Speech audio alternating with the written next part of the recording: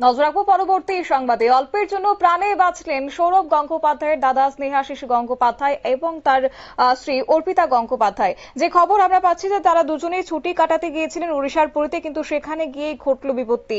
সেখানকার সমুদ্র সৈকতে ওয়াটার স্পোর্টের সময় এই দুর্ঘটনাটি ঘটেছে। গোটা বিষয় প্রসঙ্গে আমাদের সঙ্গে যুক্ত হয়ে গেছে পশ্চিমবঙ্গ থেকে শান্তনু পান, আমাদের প্রতিনিধি। শান্তনু, কি জানতে পারছো? গোটা বিষয়টা যদি বিস্তারিত তুলে ধরো।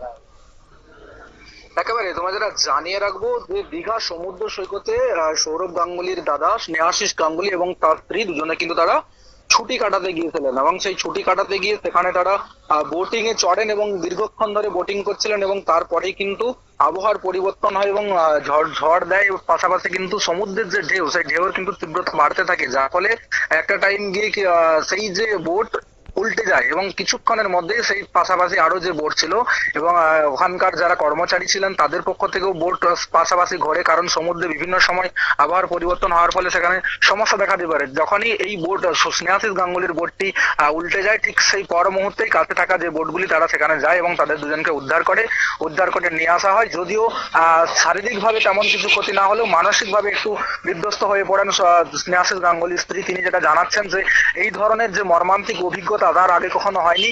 প্রথমবার তিনি বোটিং করছিলেন এবং সেইখানে দাঁড়িয়ে যখন ব্যাঘাত ঘটেছে, স্বাভাবিকভাবে কোথাও একটা মনের দিক থেকে তিনি শক খেয়েছেন, এমনটাই জানানো হয়েছে।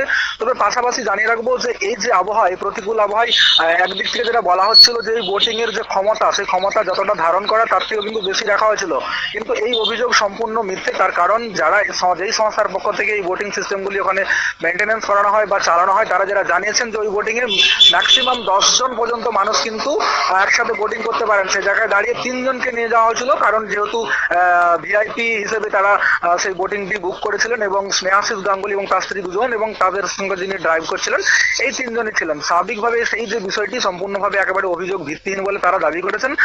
তবে শারীরিকভাবে এখনো সেই মতো কোনো সমস্যা হয়নি যেটা জানা গিয়েছে। তবে এই যে প্রতিকূল পরিবেশ, তারা কেন হঠাৎ বেশি দূরত্বের দিকে যাচ্ছিলেন সেটা কিন্তু যারা সঙ্গে ছিলেন তারা যেমনটা ইন্ডিকেট করতে পারছিলেন না।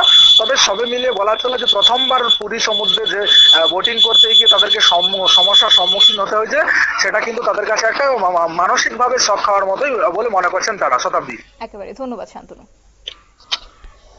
আপনারা শুনলেন আমাদের প্রতিনিধির বক্তব্য, অর্থাৎ স্ত্রী অর্পিতাকে নিয়ে পুরীর বেড়াতে গিয়েছিলেন এবং সেখানে গিয়ে মহা বিপদে পড়েছে সৌরভ গঙ্গোপাধ্যায়ের দাদা সিএবি সভাপতি স্নেহাশিস গঙ্গোপাধ্যায়।